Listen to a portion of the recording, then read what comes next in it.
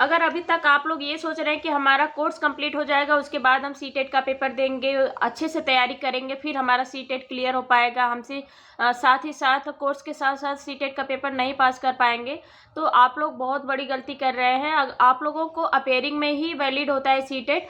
Appearing में ही एक बार डालिए, फॉर्म नहीं क्लियर होता है दोबारा डालिए।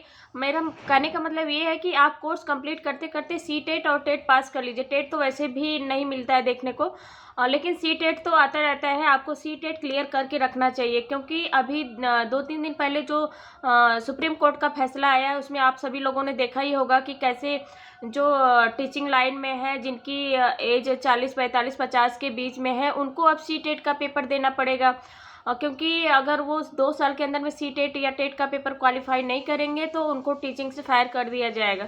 तो आप लोग ये मत सोचिए कि हमारा कोर्स कंप्लीट हो जाएगा उसके बाद सीटेट का पेपर देंगे। आप अपेयरिंग में डालिए, पहली बार डाल रहे हैं, देखने के पर्पज़ से ही डालिए, थोड़ी बहुत तैयारी करिए। अगर नहीं होता है तो सेकेंड टाइम में आप अच्छे से तैयारी करके पेपर दीजिए। वैसे मैं तो यही कहूँगी कि आप पहली बार में ही कोशिश करिए कि पास हो जाए।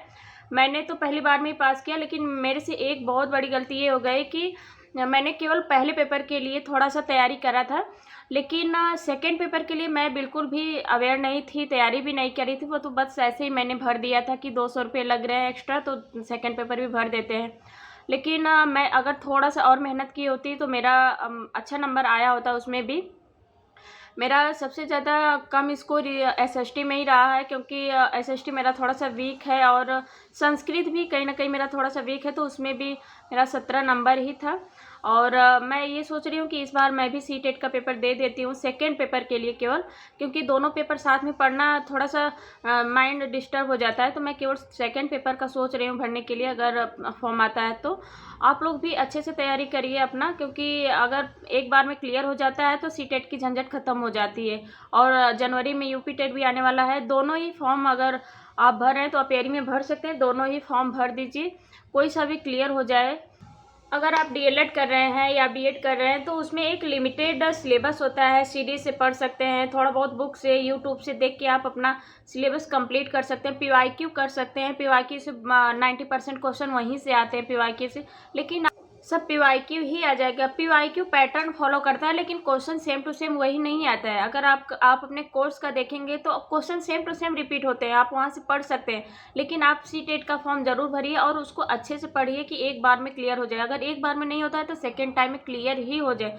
लेकिन ऐसा मत सोचिए कि मेरा सिलेबस पूरा कंप्लीट हो जाएगा, मैं इसका बैच खरीद के अच्छे से तैयारी करके फिर सीटेट का पेपर पास करूँगी, तो बहुत बड़ी मूर्खता है।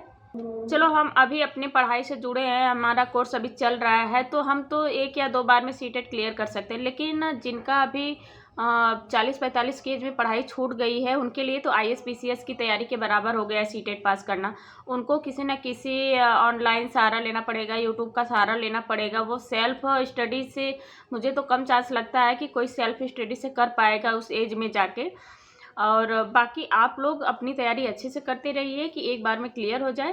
डीएलएड अब फर्स्ट या थर्ड सेमेस्टर का भी कोई ऐसा नोटिस नहीं आया है कि पेपर सितंबर में होगा। अब पेपर सितंबर में होगा भी नहीं, क्योंकि अभी तक कोई स्क्रूटनी का रिजल्ट नहीं आया है, बोर्ड फॉर्म नहीं भरा गया है, और पेपर 100% है कि सितंबर में नहीं होगा। आपका अक्टूबर में कब होगा ये भी नहीं कंफर्म है, लेकिन सितंबर में तो फिक्स है कि सितंबर में नहीं होगा। तो आप लोग अच्छे से अपने कोर्स की भी तैयारी करते रहिए, और साथ ही साथ अपने सीटेट और यूपी टेट की भी तैयारी करते रहिए, जिसका नोटिफिकेशन कभी भी आ सकता है। लेकिन पेपर का डेट आ गया है, जनवरी में होगा।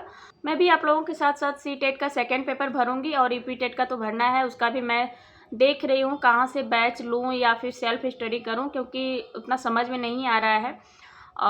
बाकी आप लोग भी अपनी तैयारी करते रहिए। अगर अच्छी लगी हो तो please like, comment and subscribe जरूर करें। Thank you.